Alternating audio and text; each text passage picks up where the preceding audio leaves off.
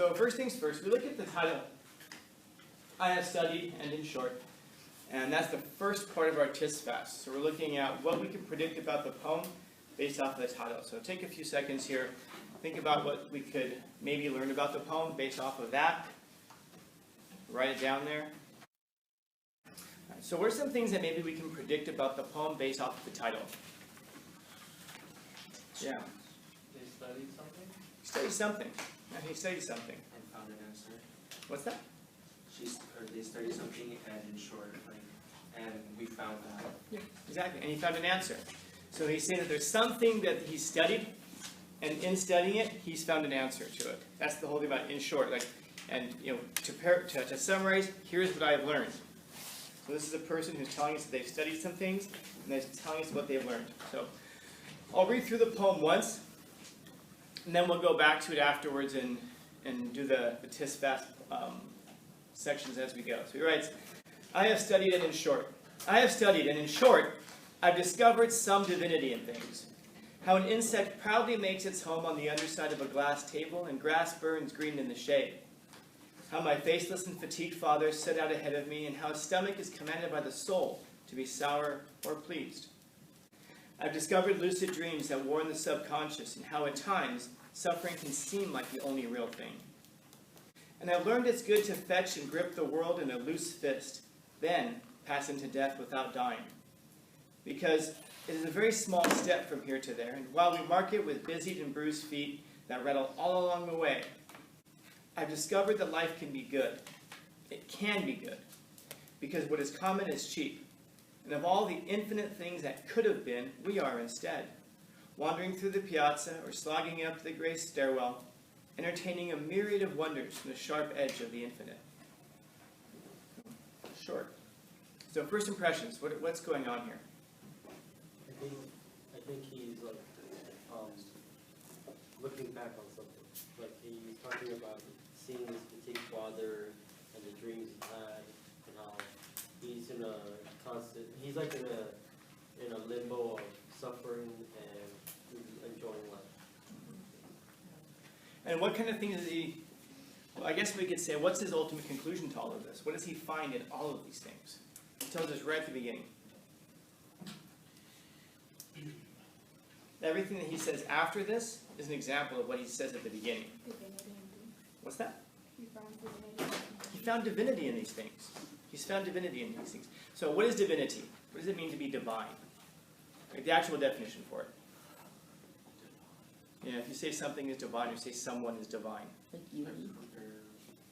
There's no one more unique than this, for sure. God. Yeah.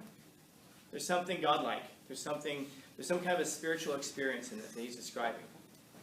He's saying, I've studied, and in short, I found some spark of the divine, something godlike in things. And then everything that comes after that is just an example of that, as he tries to explain it. So, first thing we have, of course, is the title, and then what's after title on our TIS fast form? Speaker. So there's some things that we were going to discover here about the speaker. And so as we go, we'll unpack those. The line breaks that I have here are a bit different from the ones that some of you guys have. So real quick, just take a look at the line breaks. I think most of you have a version where it runs these two stanzas together. Right here? Yeah. Yeah, that's fine. The ones I just printed out do have the line breaks. It should be this. I'm not sure why it's different on those other pages, but so it is. It's not a huge deal. So we're going to summarize. We're going to paraphrase this section, this one, and this one. So there's only going to be 4 paraphrases on the poem. So we're not going to do every single line. There's some schools I know that teach it, some universities that teach it that way, to do every single line as you go through. But that's not how it's constructed. So we're not going to do that. We're going to do stanzas all together. So looking at this first stanza, we'll work on the paraphrase for that. So he writes, I have studied. In short, I've seen some divinity in things. So I've discovered some divinity in things. And then he gives us some examples. How an insect proudly makes its home on the underside of a glass table, and grass burns green in the shade. How my faceless and fatigued fathers set out ahead of me, and how a stomach is commanded by the soul to be sour or pleased.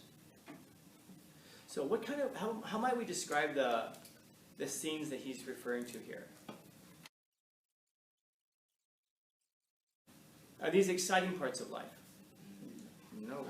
What kind of things do people usually write about? Maybe their path. Path? What was it? Riding a bike. Riding a bike. Riding a bike, path, love.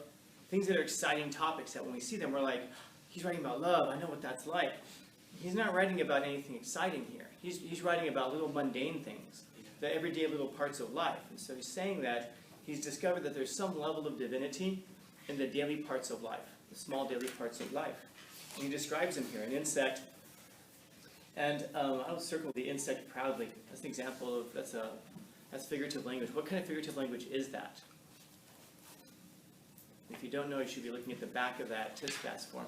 I had you guys circle, I think, 5 or 6 different ones, and I said that you'll almost always find these in a poem. And it's an example of one of those. An insect, yeah. Yeah, it's personification. He's giving this insect human characteristics. Do you think that when an insect makes its home, it stands there and says, "This is a fine home. I am very proud of this one." And by the way, what kind of an insect would make its home under a table? Spiders. Yeah, a spider. So he's talking about a spider here. Do you think the spider hangs out on its web and is like, "I have made a good web today"? No, he's not proud. He just makes it. He's not proud of it. But this author, there is something there that there's some childishness in this author, where he'll recognize these kinds of human things in this non-human, insect here. He imagines the spider being proud of it. By the way, there's good reasons to think of it, because if the spider didn't like it, the spider would have made the web somewhere else. He would leave. But he hangs out there. You ever seen a dead spider on a web before? Yeah. It's amazing to me. I moved some stuff at my house the day before yesterday, and there was a dead spider back there hanging out on its web. I'm like, is that how committed you were to this web? It's like you ain't catching anything, and you're not going to move. You're just like, but this is a good web. I'm proud to die on this web. And by the way, how does he see the spider? Quite practically. How does he even recognize that the spider's there? The author. Because it's under the table. How did he see it? It says right there. Yeah, it's glass. So he just looks at it and he notices it. It isn't like we can say, he was reliving a childhood where he was crawling about. No. He just looked down and he goes, huh. Inspired. Yeah, I think I've mentioned that to y'all before, that I have this thing where I believe that black widows follow me around. And I promise you, I could go outside right now and find you a black widow web. I could probably find you a black widow egg sac. I don't think it'd be hard to do, because you know what to look for. If you're looking for anything, it's easy to find. I'm looking for those things, so I know that they're out there, hunting me, stalking, judging. And then this weird line afterwards, and grass burns green in the shade. Grass burns green. That would be an example. That's another figurative language thing there. What might that be?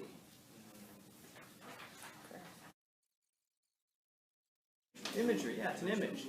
It creates imagery. When you hear grass burns green, what does that sound like? What does that sound like it means, that grass is burning green? It's bright. Yeah, it's bright, exactly. It's a bright green. So he's describing this really bright green in the grass.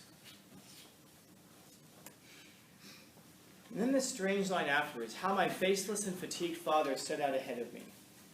What about his father? What does that mean, that his father's faceless and fatigued? Probably wasn't there. Why wasn't he there? Probably drunk. He's fatigued from drinking? I mean, I've had so much alcohol, I need a rest. His father wasn't around, this is true, but what was his father doing if he's fatigued? He was working. Well, yes. He said his father, my faceless and fatigued father, set out ahead of me. So what was his father working so hard for? What's that? Feed him. To feed him, to clothe him, to create a better life for him.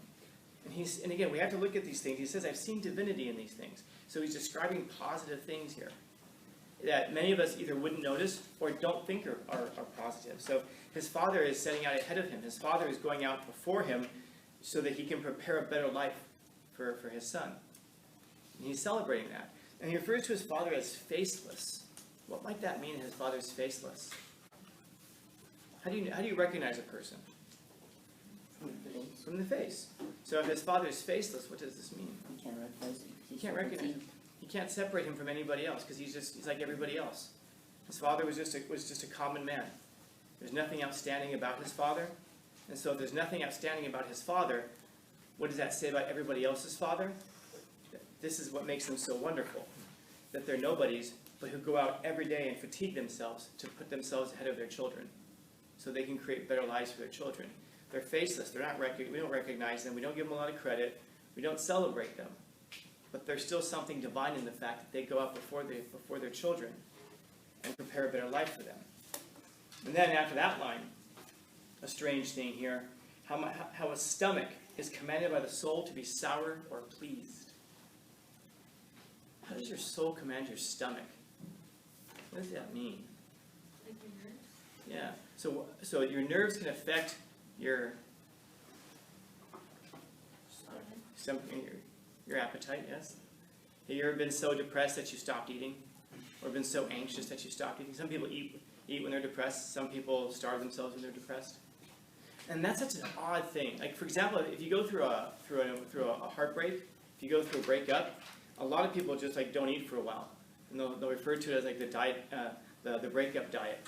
You stop, you break up with someone, all of a sudden you lose 10, 15 pounds because you stop eating so much. And then you'll notice that there are couples, like when you see them and all of a sudden they're gaining mass together, and you sit there and go, oh, you guys are happy together, huh? Because they get chubby together because they're happy, so they're always eating. So here he's describing how a stomach commands the soul to be sour, to not to be anxious, not want to eat, or to be pleased.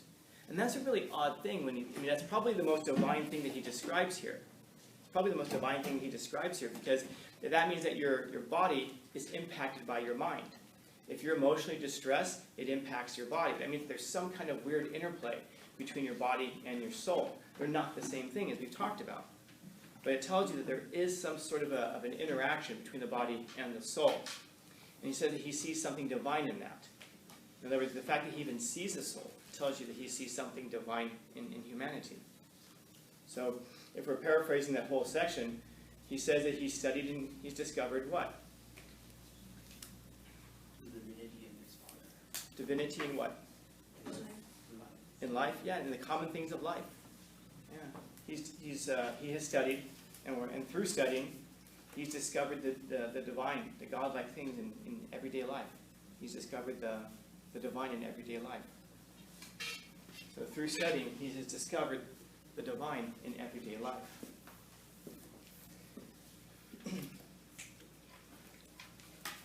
Wouldn't that be a wonderful thing, to be impressed by all the little things of life? Imagine if you're walking around and everything you say just blows you away. Whoa, a spider! Hell yeah, my dad's off to work! Dude, this grass is so bright! It's like he's wandering around like a 4-year-old, Whoa, everything is just amazing. I'm like one of those people who go through like near-death experiences. And like, oh, look at the sky. So beautiful. Yeah, and all of a sudden they see divinity in everything. They see a plan everywhere. You guys know what DMT is? I'll tell you when the video's off. DMT is it's a really strong, I guess you call it psychedelic, but it's a chemical that when you take it, they call it the God particle. So when you take it as a drug, don't do drugs, right? Don't do drugs. But if you do, it's a thing that you can. There's a few ways of ingesting it, but apparently most people, like the overwhelming majority of people who take it, have a religious experience of some kind. Maybe it's not like the religion that you're used to or whatever, but it's a religious experience nonetheless. So they call it the God particle. And it turns out that DMT, the chemical, is in every living thing. It's in you, it's in plants, it's in trees, it's in animals. Every living thing that's biologically alive has DMT in it, apparently. Right, so that becomes this thing of like, what's the thing that connects us all? Maybe it's this one chemical. So when you ingest it, you take more of it than what's normally in you. The idea is it seems that you connect with everything else around you. So the author here is talking like he's a 4-year-old on DMT at Disneyland. You know, everything is amazing to him. Everything, like seeing the divinity in things just blows him away. And then he goes a little bit darker here, but specific with his language.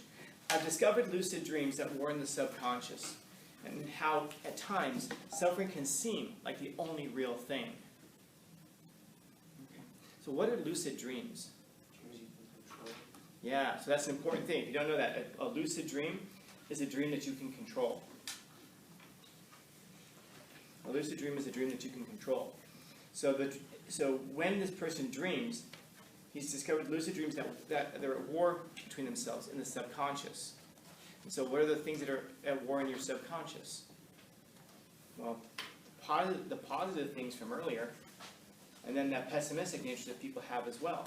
And how, very specifically, I would not miss this, how at times suffering can seem like the only real thing. Not that it is the only real thing, but that when you're suffering, it can seem like that's the only thing that's real in life. You know, if you ever had a really bad headache before? Does anybody here get migraines? Any chance?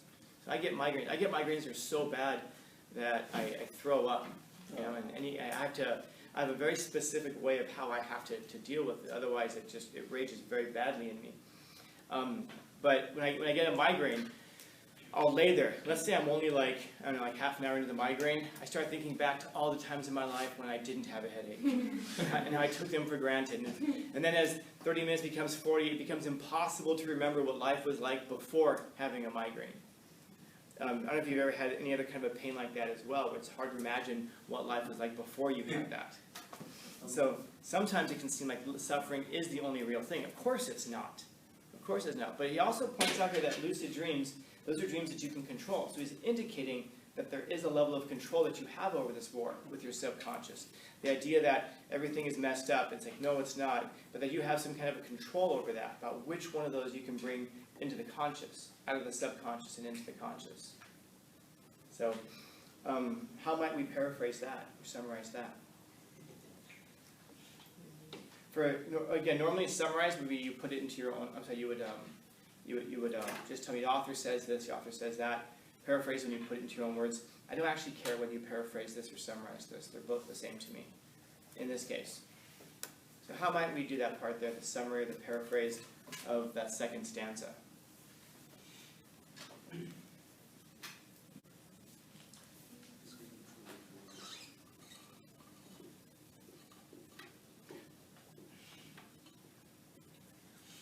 So he's discovered what?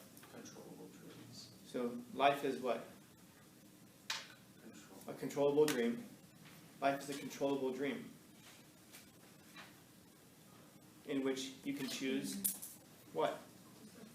Suffering or peace. Or peace. Yeah, or not suffering. Suffering, not suffering. Suffering, peace. So life is a controllable dream in which you can choose between suffering and not suffering, or you can choose between suffering and peace. I like both of those. Strikes me about this. This is put together like an essay, you'll notice.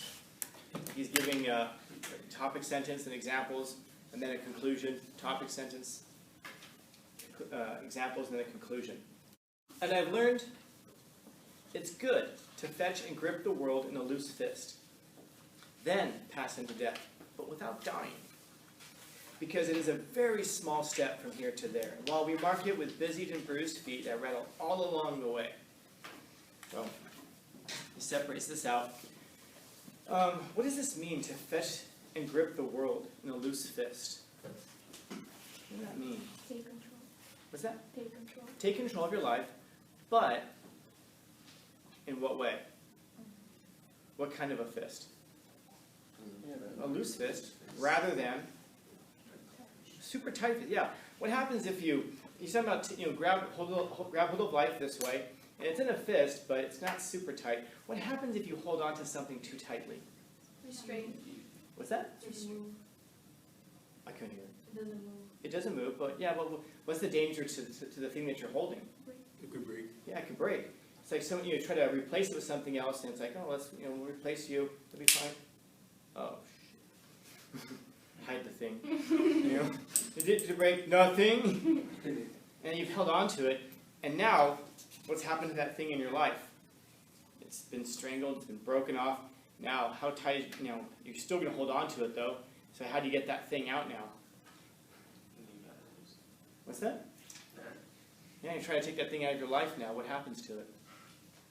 You're still holding on super tight to it. And you can think about whatever this is that's in your life that for some people they're holding on to it super tight. If you hold on to things too tightly, well, you're going to break them. You're going to destroy them because you're trying to control them. The more and the harder you try to control things, the worse it's going to be. So maybe like, oh, I got to get this thing out of my life, and so you try to grab the bottom. My grips are working today. Yeah. It was never even there. Was it there? Is it there? Yes. It's still in there like a splinter because you didn't deal with it properly. And it's going to bug you. It's going to be a splinter in your life. So now, what might we try to do to solve this problem? What do people oftentimes try to do to solve this problem? Forget it. Now we're going to push it out. Damn it, that's not going to work. What's going to work? What can I do to try to push it out? Force. No, I can't. No way, I'm not opening up this thing. I'm holding on to this thing with a tight fist. That would be, by the way, be the real answer. How can I solve this problem? You got to let it go, man. That would be the actual answer. But this isn't what a lot of us do. A lot of us just hold on to it even tighter. Maybe you can even think of this as like a relationship, that you're pissed off that it ended, so you held on to it too tightly, and that's what ended up destroying it. So now how can you get over this relationship? Of course, the right thing to do is to let it go. With what? Another relationship, yeah. You don't need you. Put that thing in there.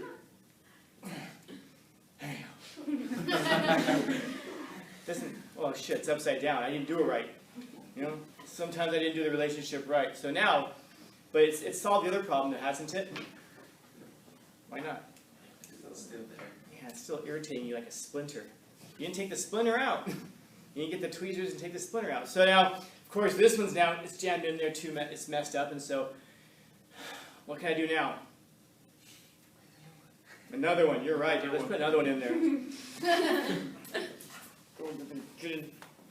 I'm not going to make the same mistakes as last time. Oh, shit. Damn it.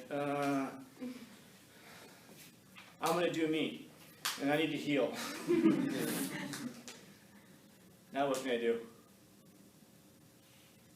You're all right. What do I do now? I'm a train when it wins. What?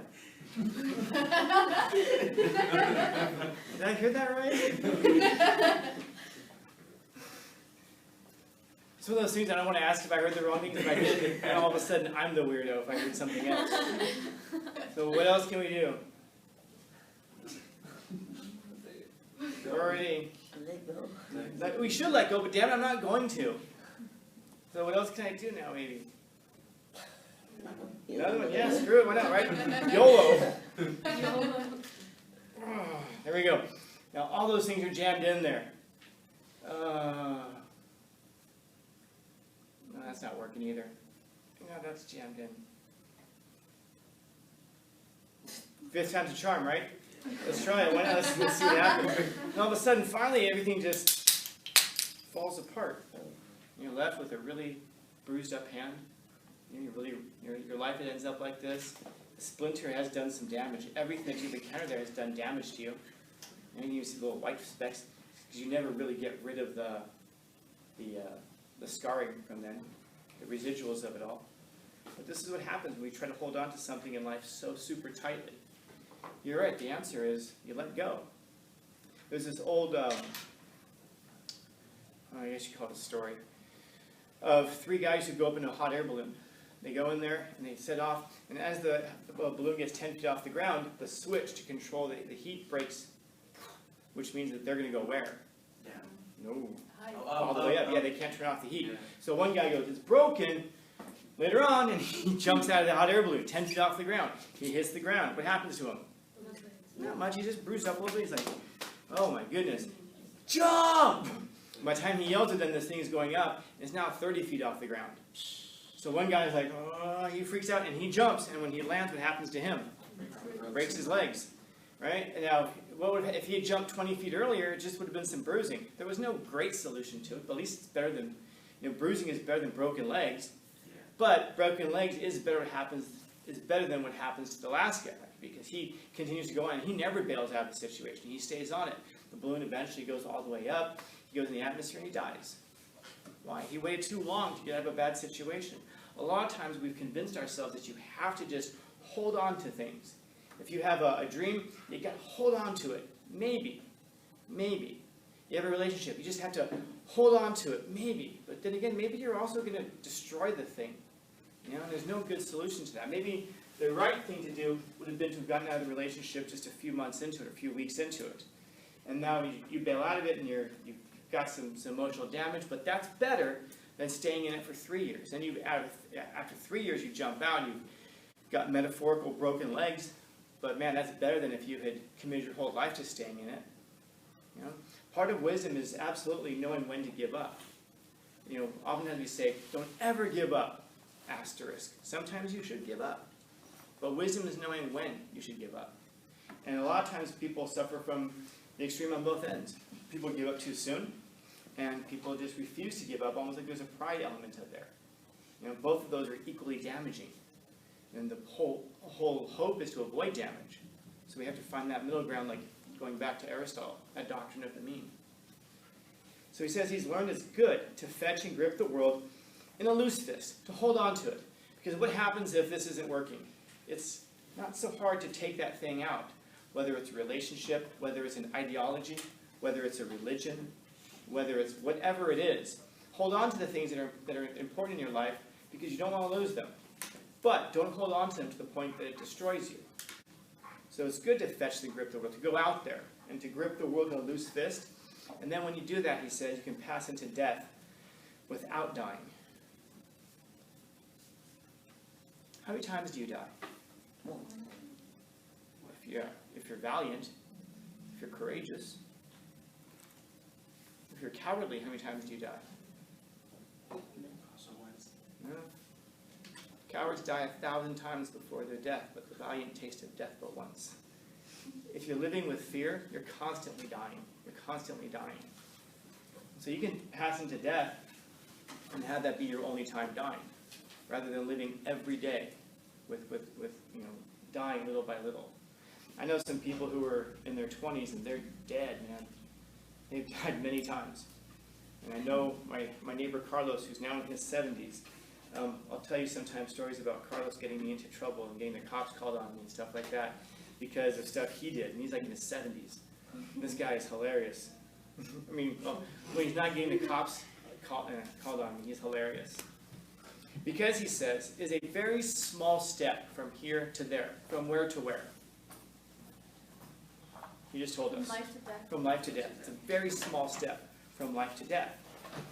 And while we mark this life with busied and bruised feet that rattle all along the way, why are our feet busied and bruised?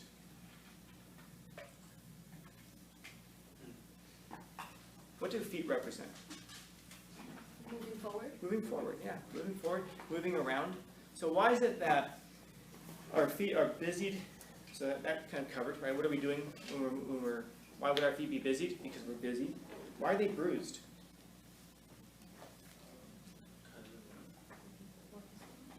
From walking, you walk a lot, your feet get bruised.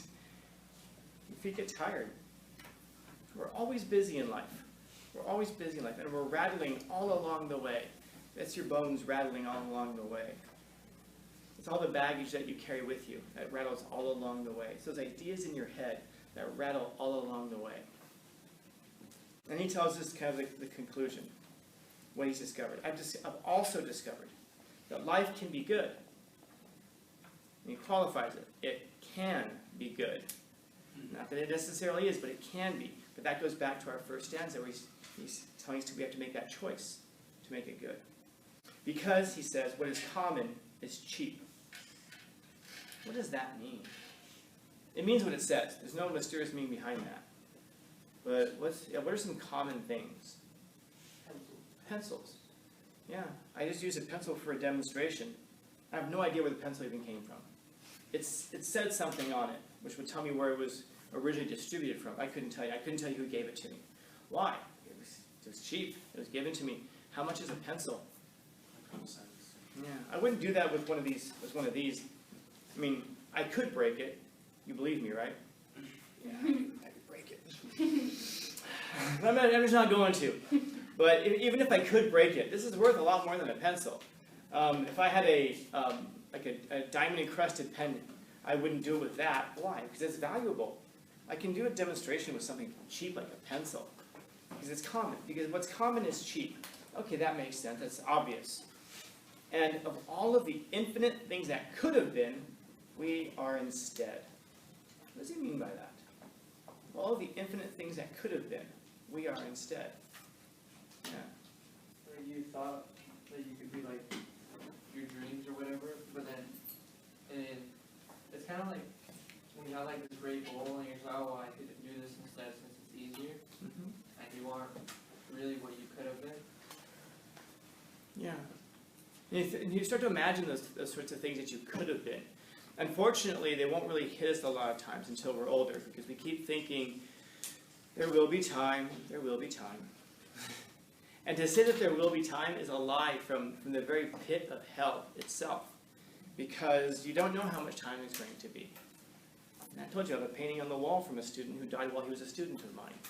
He didn't have time. Altogether, I've had, 8 students who died? Well, I've had a lot of students who have died. That's not good. It means it's very dangerous to be a student of mine. So be very careful. Fortunately, none of my students have ever died in class. So that means that the safest place in the world for you to be is in class. But none of us knows we're going to, so it's absolutely true. You ever think about the absolute impossibility of your existence? I really start to think about this. Like, we look at diamonds, we look at gold. Why are those things worth a lot? Well, because they're rare. People will pay for rare things. Why is a Picasso painting worth tens of millions of dollars? Because it's rare. There aren't very many of them. And the ones that are there, people are willing to pay a lot for. And yet, how many paintings did Picasso make? I think hundreds, if I'm not mistaken. Yeah. He made a lot of paintings. How many Da Vinci paintings are out there? There's not a whole lot, but how many of you are out there? One. You ever stop, we've talked a little bit about it, like you look at the universe and you say, man, it's so huge, there must be something else out there. Does it ever strike you that in the whole universe, there's only one of you? I mean, think about how excited we would be when we ever get to see a planet that's outside of our own solar system. Like, we can measure them right now. We think that they're out there. Just by using math, we can predict that they're there. We can kind of track them in a certain way by seeing other stars and how they'll brighten and dim. And we presume that if they're dimming, that means that something is crossing in front of it, which means it's probably a planet. We assume it is. And if we ever get to see a picture of a planet, think about how excited we would get to discover a planet. But there's how many planets are out there? Trillions and trillions, they suggest. In the observable universe, it was measured until last year that there were 2 trillion galaxies in the measurable universe, each galaxy with around 500 million stars. Each of those 500 million stars with planets that surround, there are trillions and trillions and trillions of planets out there. And yet we would be incredibly excited to discover any of them. And yet there's only one you. Wouldn't it be remarkable maybe to discover yourself? And you might think it's not the same, because you haven't investigated yourself maybe. You are so incredibly, impossible is a way of thinking about it. Again, not to traumatize you, but consider if your parents had hooked up 20 seconds earlier or 20 seconds later, you wouldn't be here. There would be somebody else here maybe, but it wouldn't be you. There would be some other being with some other genetic code maybe would have come into existence, but not you. The fact that you're here means that you beat the odds of trillions and trillions and trillions to 1. That makes you more rare than planets. That makes you far more rare than anything else that consumes us, that we're fascinated by. That makes you worth way more than a Da Vinci, certainly more than a Picasso. And yet, you are so far more mysterious than any of those planets that we can't find. those things we can measure them. We can get so hyper-focused on the things outside of ourselves and wanting to discover more. And yet there's this entire undiscovered country inside of yourself that you haven't maybe taken a lot of time to explore. I would suggest to you that people have spent more time exploring the ocean than they have exploring themselves. A lot of people have spent more time exploring their closets every few years. And then sometimes you'll find those things that you forgot, those things you thought you lost, and you're like, oh wow, remember that? Well, the same is true about yourself. If you investigate yourself, you'll discover a lot of things that you have forgotten about yourself and not known. So he says that what's common is cheap. And of all of the infinite things that could have been, we are instead. And so, if you have like a handful of diamonds, let's say, how careful would you be with it? Very. Why? Because it's very valuable. It's very valuable. And so weird that we are far more careful with a handful of diamonds than we are with the hand that holds them. In other words, we're not careful with ourselves. We see a handful of diamonds as being more valuable than us. And yet those diamonds in comparison to you they're common. The point is that maybe we should treat ourselves like we matter more, because we do. It's so weird that people will take rocks, shiny rocks, and go, this is worth more than me. I don't know what to say, I don't know. As humans, it's weird what we value and what we refuse to value. And I think it's because we don't really understand the real mysteries of the world and the mysteries of ourselves. Yeah. I think about it that, like, the difference between a diamond and a person is that if you break a diamond to 1,000 pieces and you leave it on the ground, what's going to happen to it? You can make all the scientific, bases on it, but if a human dies and you leave it on the ground, eventually you will be part of, a greater ecosystem. It's like what Diogenes has said, yeah. And we, like you said, we value a diamond more than us. Meanwhile, we have this system where it can, what I'm trying to say is that it can basically be added into the world, back into the world, and recycled, and we're not unique. Also, the fact that other humans harvest each other, that's pretty sick. Yeah. I also think about the idea that they say, like, diamonds are forever. Who cares? You're not. So what if a diamond is? Yeah, we go back to the earth. Diamonds will be smashed up again. It also makes me think about when you see how diamonds are mined, and then we're willing to sacrifice people to get diamonds. It's like, maybe we can add that to the laundry list of things that humans are really good at. Fooling ourselves into I'll leave it at that. So of all the infinite things that could have been, we are instead. Let me tell us what we're doing. Wandering through the piazza, or slogging up the gray cement stairwell, entertaining a myriad of wonders from the sharp edge of the infinite. So he gives us these two very these dramatically different scenes. If you're wandering through the piazza, a piazza is like a plaza. And so you get this idea that you're kind of wandering through there because life is good, like you're just enjoying the piazza, you're enjoying I imagine this as being like a nighttime thing, and you're with somebody else and you're enjoying the beauties of life because it's a carefree life. You're wandering through the piazza. Wandering means you're not headed anywhere, you're just kind of taking it in. And then slogging up a gray cement stairwell. I get this image of somebody who's in their shitty apartment building, carrying their bags of groceries, going up the stairwell because the elevator's broken, and hating their present circumstances. And a lot of times we can look at that and see the ugliness of it. He's pointing out that there's something divine in both of those things. The wandering through the piazza and the slogging up the gray cement stairwell. And he says that that the proper way of seeing it is to entertain a myriad of wonders, to understand the incredible mysteries and myriad of wonders that are just all around us. And we hyper-focus on the negativity, and we completely miss all of the brilliantly beautiful things around us. And going back to that first stanza, he says that's the choice that we make. We can, to fall in love with this life is not to therefore say there are no problems. And of course there are those people who say, well yeah, it's easy for you to enjoy life because of where you're living, but you don't know the struggles of fill in the blank of some obscure people in obscure countries somewhere. Because you don't care about their suffering. Neither do you.